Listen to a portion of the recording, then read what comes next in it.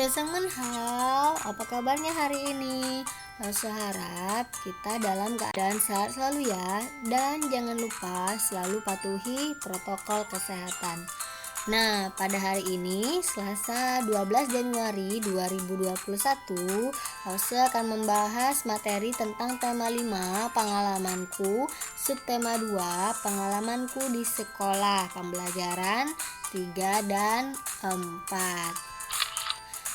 Adapun materi pembelajaran yang akan langsung sampaikan, yang pertama, menulis ungkapan permintaan tolong dan mengidentifikasi pembacaan puisi. Materi yang kedua, pengukuran panjang menggunakan alat ukur baku. Dan yang ketiga, kerajinan dari bahan alam.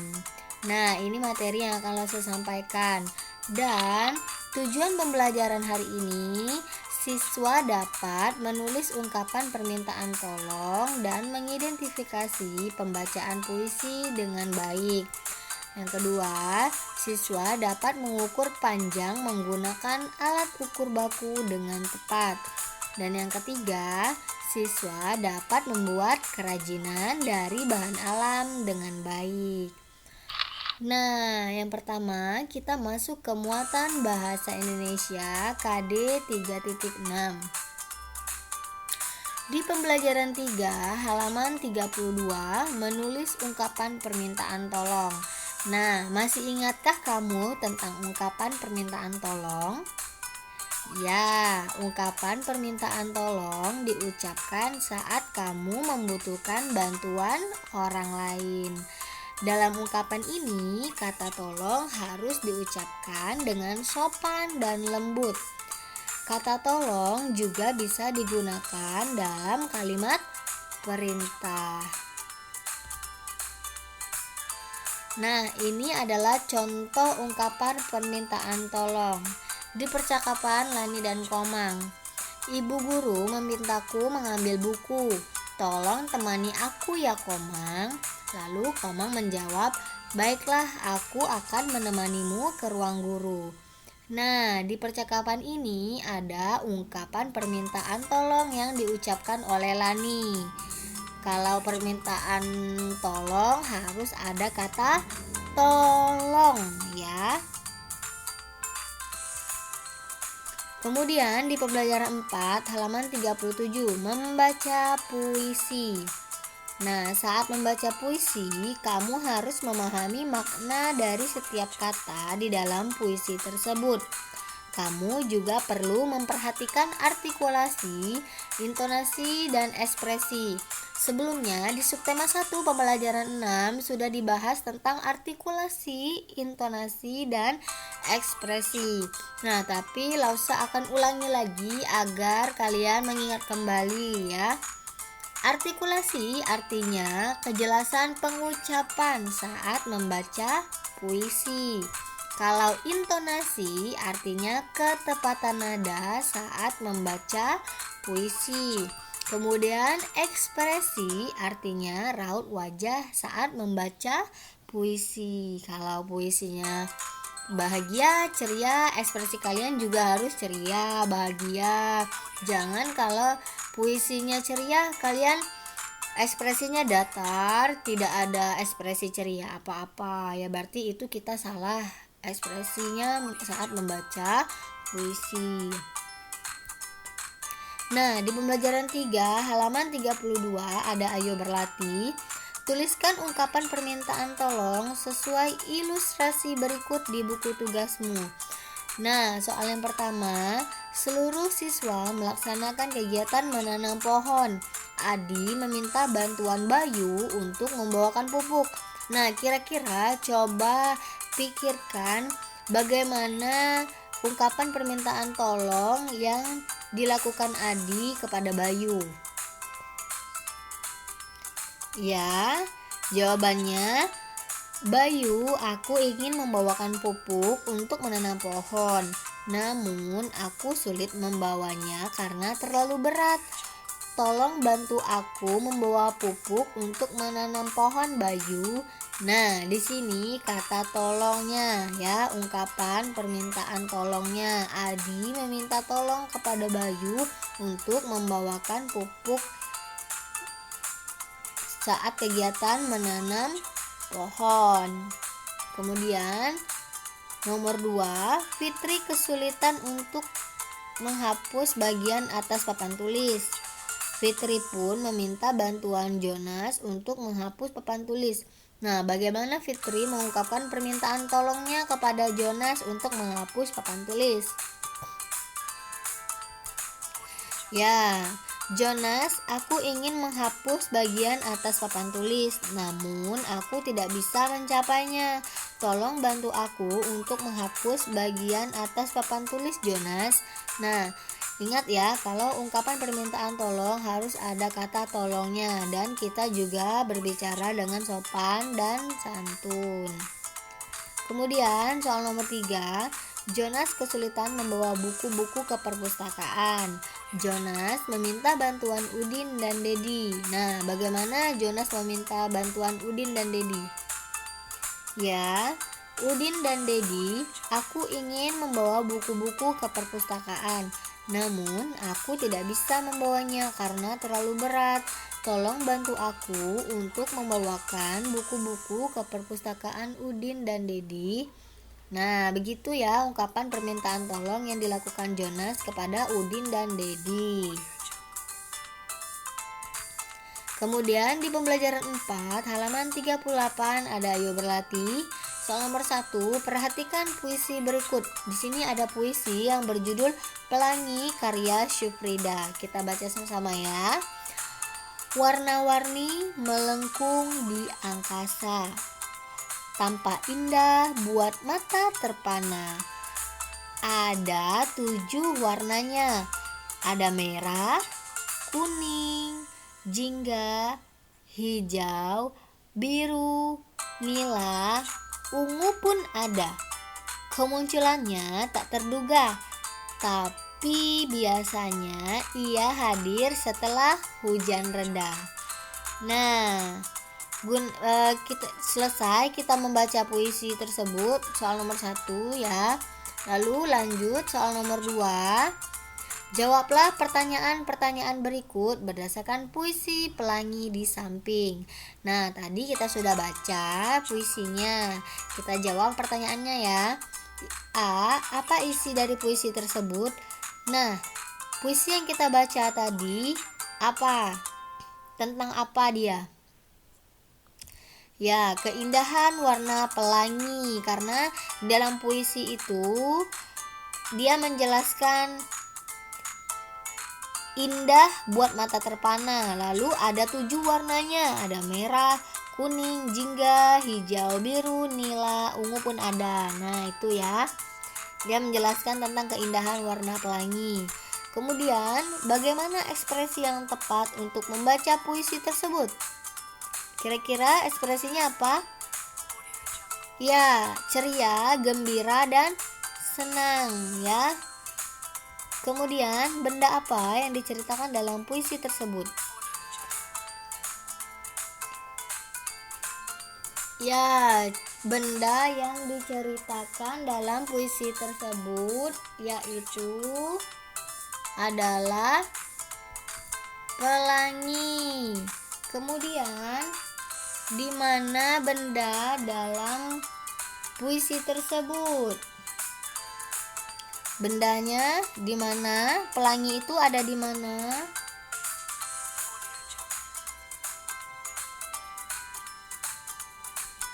Ya, di angkasa. Kemudian, jelaskan bentuk benda yang terdapat dalam puisi tersebut. Nah, bentuk bendanya seperti apa? Pelangi itu ya melengkung ya, dia melengkung di angkasa.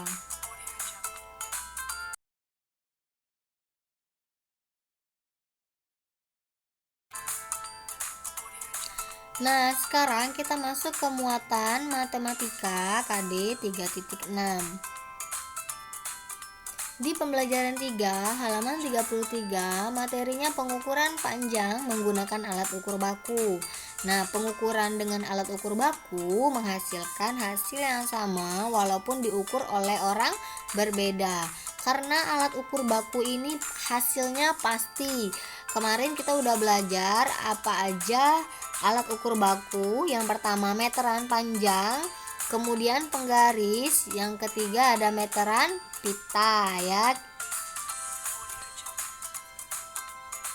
Nah, perhatikan contoh hasil pengukuran panjang berikut. Kita lihat ini kita mau ukur sapu, panjang sapu. Kata Lause, kalau mau ukur panjang benda, letakkan ujung benda itu di angka 0 dulu ya. Nah, ini. Kemudian lihat ujung satunya lagi berhenti di mana? Ini ya, paling ujung, dia paling terakhir. Nah, berhentinya di angka 160. Berarti panjang sapu adalah 160 cm. Nah, 1 meter itu adalah 100 cm. Jadi 160 cm itu 1 meter lebih 60 cm ya. Nah, kemudian kita mengukur bambu.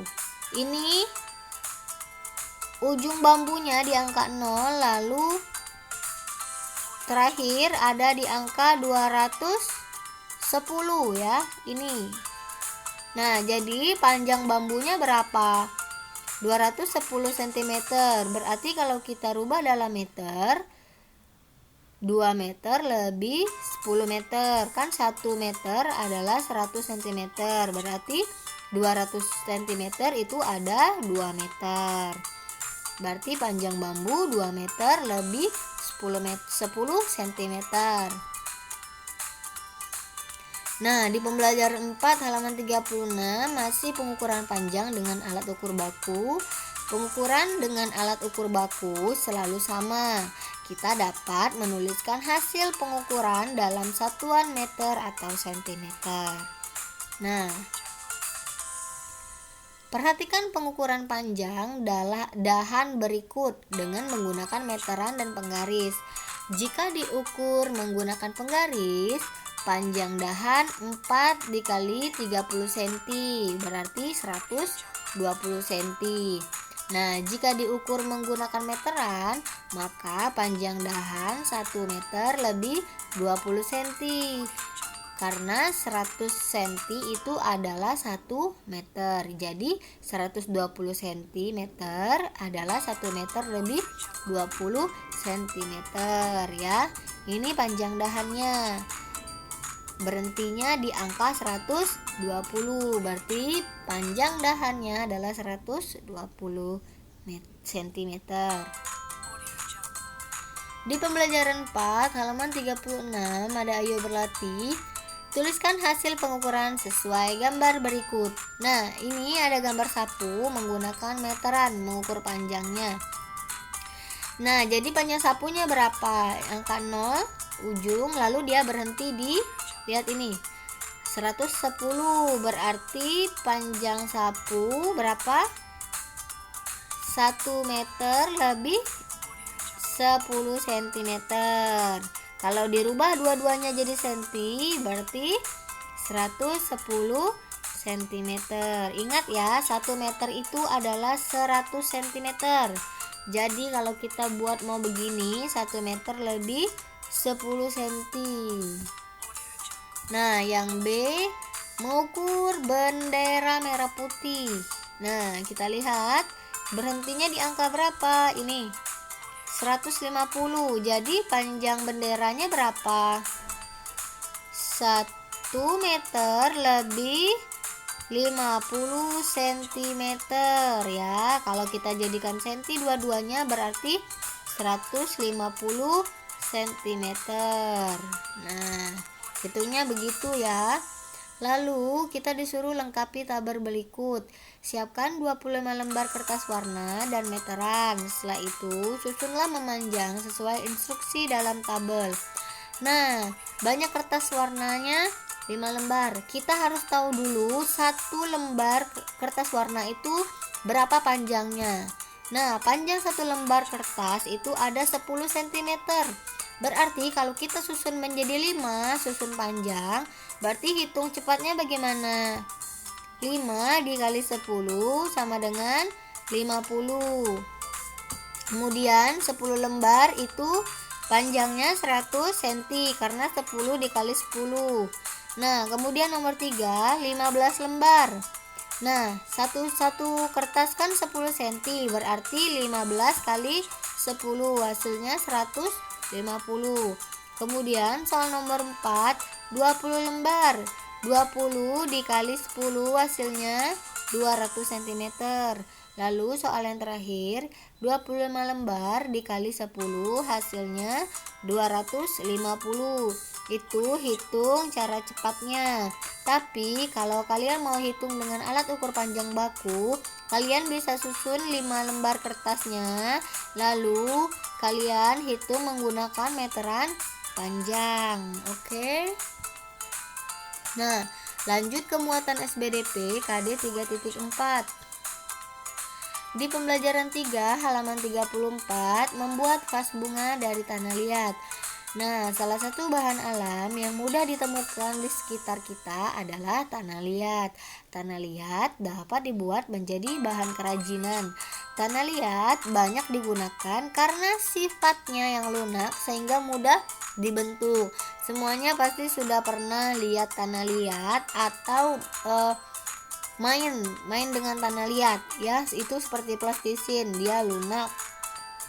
Nah, membuat vas bunga dari tanah liat, kalau kita mau buat vas bunga dari tanah liat, kita harus siapkan dulu bahan dan alatnya. Yang pertama itu ada tanah liat, itu pasti ya, sudah pasti. Kemudian air, lalu biji-bijian serta daun kering untuk hiasan dan sarung tangan.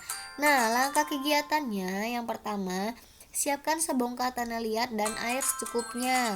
Kemudian tekan sebagian tanah liat sampai berbentuk bulat dan pipi untuk dijadikan alas vas bunga ya.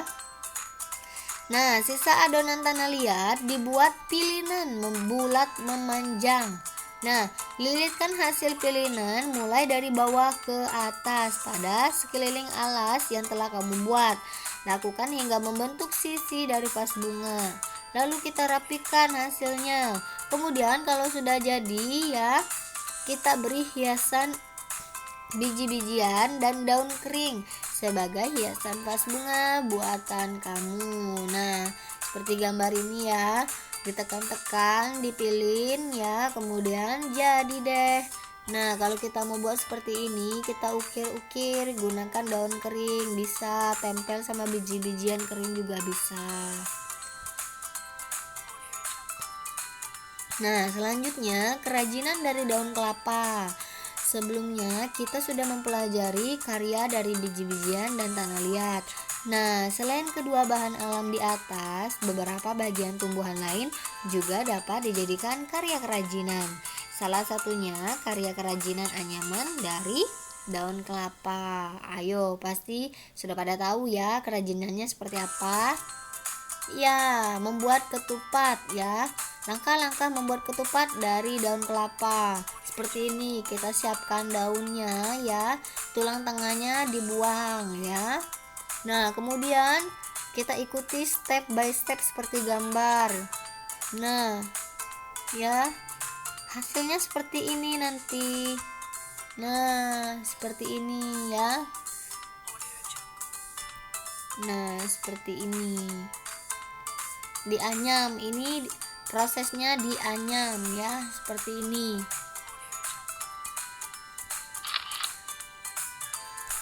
Nah, sekian pembelajaran dari Lause hari ini.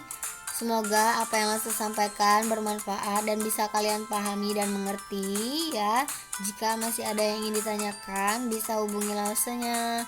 Cece taca, taca cacen. Bye bye.